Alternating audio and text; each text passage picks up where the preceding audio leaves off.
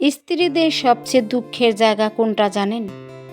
যখন একজন স্বামী নিজের স্ত্রীর সামনে অন্য স্ত্রীর সুনাম করে, স্ত্রীর গোপন কথাগুলো নিজের বাবা মাকে বলে দেয় এবং নিজেদের মধ্যে ঝগড়া হলে তৃতীয় ব্যক্তিকে নিয়ে চলে আসে। তখন কিন্তু একটা স্ত্রীর পক্ষে এই দুঃখগুলো, কষ্টগুলো সহ্য করা অসম্ভব হয়ে পড়ে।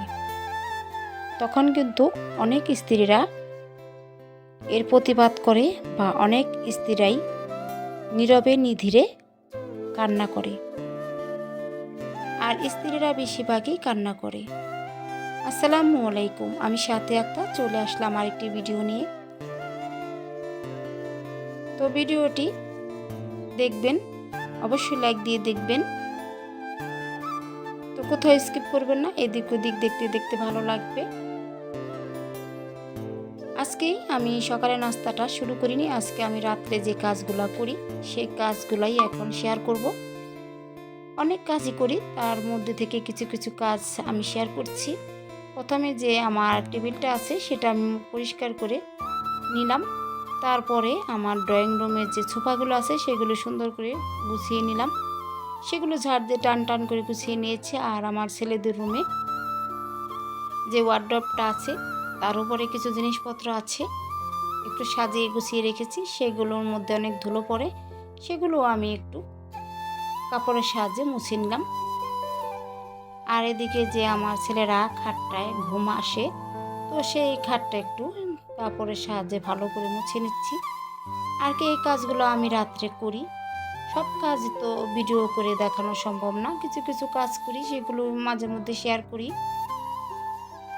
আসলে আমার ছেলের অনেকটা দুষ্ট, যখন ওরা লেখাপড়া করে কলম দিয়েও নষ্ট করে ফেলে খাট বা দরজা জানালা, যেখানে আর কি মন চায় সেখানেই ওরা লেখালেখি করে কালি লাগিয়ে দেয় কলমের।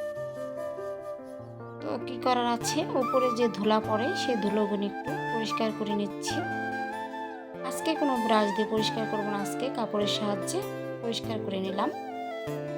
আর যে ওরা ঘুম আসবে তখন রাত্রে বিছানাটা আমি সুন্দর করে ঝাড় দিয়ে গুছিয়ে নিলাম।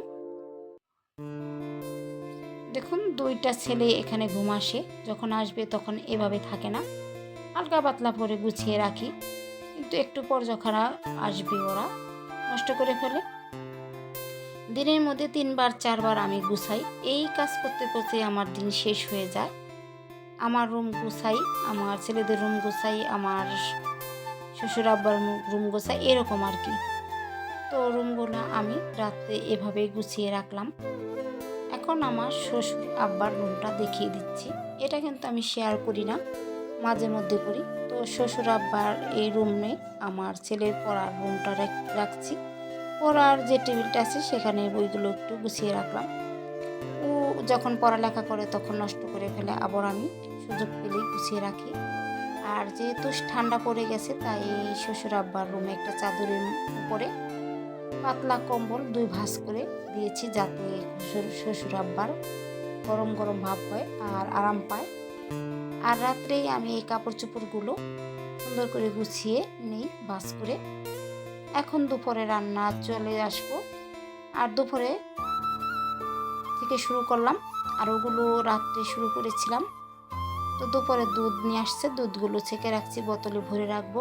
আর এখানে যে শাকটা আনছে সেই শাকটা এখন সুন্দর করে বেছে নেব আর ধুয়ে নেব। আর এখানে ডাঁটা নিয়ে আসছে, তো পালং শাকটা ভালো করে ধুয়ে কেটে নিচ্ছি আর রান্না করে নিচ্ছি। তো ভিডিও দেখতে দেখতে ভিডিওর এ পর্যন্ত চলে আসছেন, হয়তো ভিডিওতে লাইক দিতে ভুলে গেছেন, তো প্লিজ আপু ও ভাইয়ারা আমার ভিডিওতে একটা লাইক দিবেন। আপনাদের একটি লাইক আমার ভিডিও একে অন্যের কাছে পৌঁছে যাবে। তো আপনারা চাইলেই আমার চ্যানেলটা অনেক দূর নিয়ে যেতে পারেন, একজন আরেকজনের সাহায্য ছাড়া কখনোই চ্যানেল অনেক দূর নিয়ে যেতে পারবে না।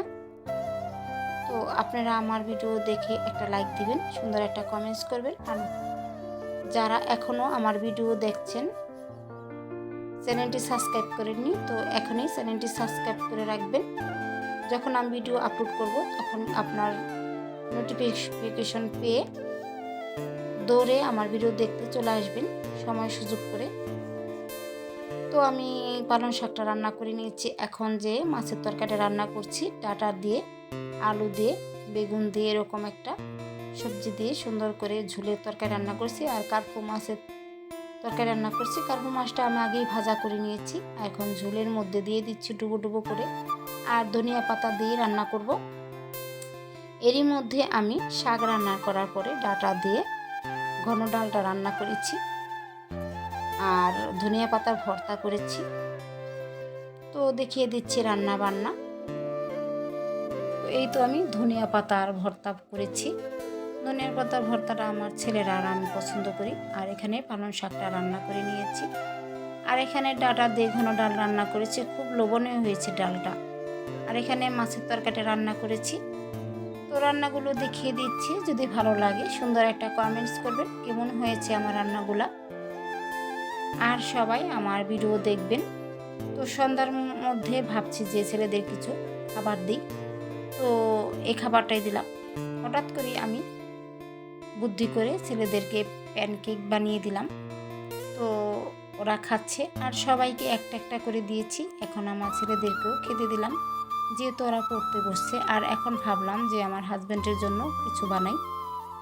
তো হাজব্যান্ডের জন্য আমি কেক বানালাম ডিম ছাড়া, আর আমাদের জন্য বানিয়ে নিলাম। এখানে তিল দিয়ে আর কিশমিশে দিয়ে বানিয়ে নিলাম। কী কেক বানালাম সেটার আগামাথা কিছুই বুঝতে পারলাম না। আজব কেক হয়েছে, কেউ হাসবেন না। তো এরকমই হয়, আমি সুন্দরভাবে কেক কখনোই বানাতে পারি না। যাই হোক, সবাই ভালো থাকবেন, সুস্থ থাকবেন। ধন্যবাদ সবাইকে।